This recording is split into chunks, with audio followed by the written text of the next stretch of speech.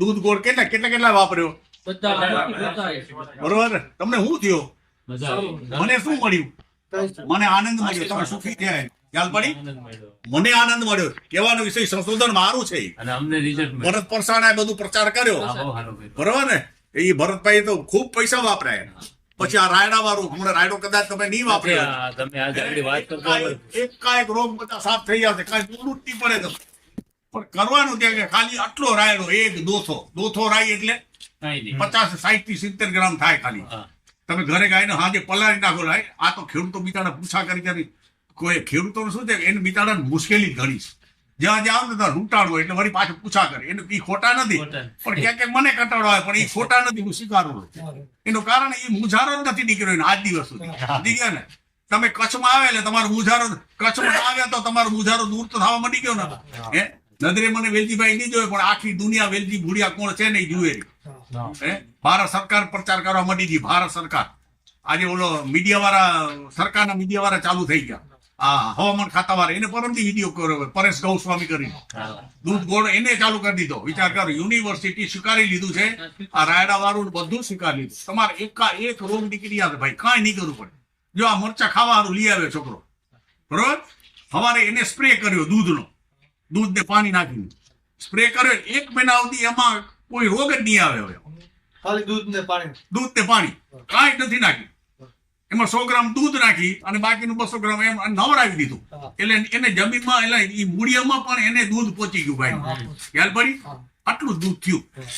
એને સ્પ્રે કરે. આ ખાવાના મરચા હવે 1 મહિના સુધી રોગ નહીં આવે. જો એને આમને ચોપી દે તો રોગ ચાલુ થઈ જાય.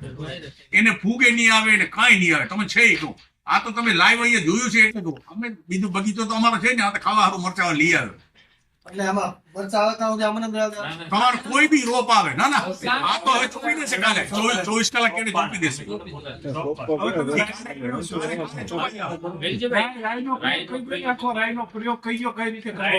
રાયડાનો પ્રયોગ હું તમે વાહી કરશો, હું બધું છે, બધું મારા ગણ છે, તમને દઈ દે. આમની કથા ક્યાં થોડીક તો કરી નાખો. તમારે 200 લીટર ડ્રમ નું હોય ને, આ 200 લીટર ના ડ્રમ છે. 1 કિલો રાઈ, તમારે રાઈ કે રાડો તમારે સાંજે વીરપુર સાંજે તમારે સવારે કે સાંજે તમારે એને સાંજે તમારે પલાળી નાખો ને એટલે સવારે મુલાયમ થઈ જાય. એટલા માટે સાંજે પલાળવો પડે એટલે પોચો થઈ જાય. એટલે ઘરે આપણા ગ્રાઇન્ડર છે, અમે તો ઘરે આ 4-4 હજાર રૂપિયાના ગ્રાઇન્ડર રાખ્યા છે. મોટા ગ્રાઇન્ડર રાખ્યા ઘરમાં અહીંયા વાળીએ. એ ઘરને તો પછી બાઈ ઝઘડા કરે ને, અમારે પાસ કરે રાયડો, આ ડુંગળી ને મોઢા બગાડે ને. બાઈ નો મોઢા બગાડવો જ નથી. આ બાઈ ભલે હકીકત છે.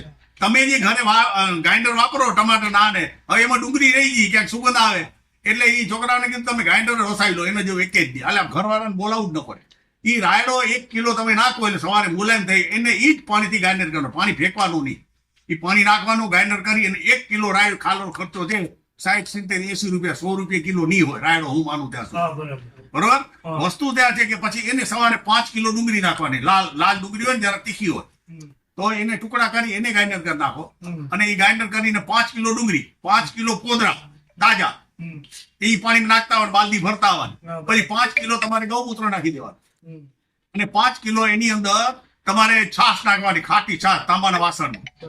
આમાં છાશ ભરી હશે, નીચે તાંબાનો વાયર હશે તો એ તાંબાનો વાયર 1 કિલો નાખી દેવાનો. એ છાશ તમે 5 લીટર નાખી દો અને પછી 5 ખોબા તમે છાણાની રાખ નાખી દો, દેશી છાણા, આપણે ગાયના છાણા.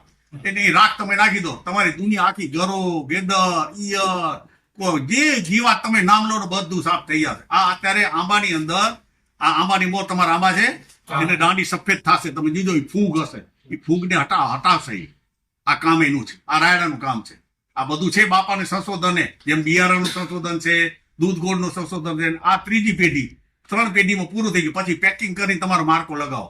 મારી 200 ml ની બોટલ જોશો ને, એમાં ભુડિયા બાપાનું ફોટું છે. એમાં ભુડિયા અમારું સરનેમ છે, અટક છે. અને વિક્રિયા તો મને દક્ષિણા દેતા હોય, વિક્રિયા જમાઈ છો.